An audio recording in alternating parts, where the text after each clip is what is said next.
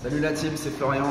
Je me présente, je suis présenteur en CX et en pump pour la team suisse depuis maintenant 1 an. J'espère que vous allez bien, vous avez passé de bonnes fêtes de Noël, jour de l'an, etc. Et que vous avez fêté ça en famille ou entre amis.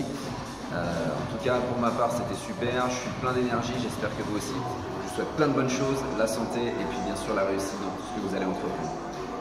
Je fais une rapide vidéo pour parler du CX Force numéro 29 et vous donner 2 conseils.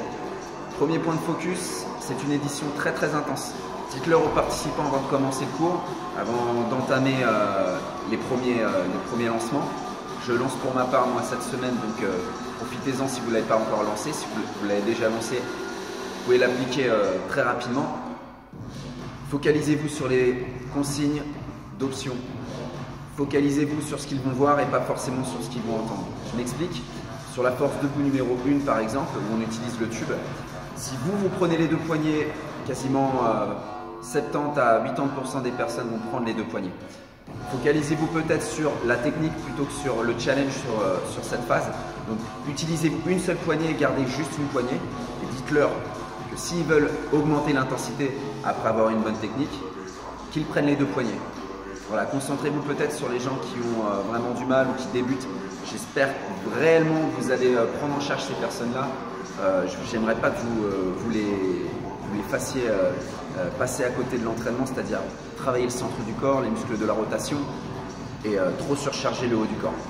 Ça, c'est la première chose. La deuxième chose, ça concerne où ils doivent travailler et à quel moment. Dites-leur vraiment ce qu'ils doivent ressentir et pourquoi. Un exemple sur la force debout numéro 2, on est vraiment sur une pression constante au niveau des lombaires car on est beaucoup vers l'avant. Donc n'hésitez pas à leur dire que s'ils sentent le bas du dos, c'est normal, ça fait partie de l'exercice. Certaines personnes vont peut-être venir vous voir après le cours et vous dire qu'ils ont trop senti leur lombaire travailler. Donc voilà, vraiment prenez en charge les participants qui ont peut-être un niveau un peu inférieur car c'est une édition très intense.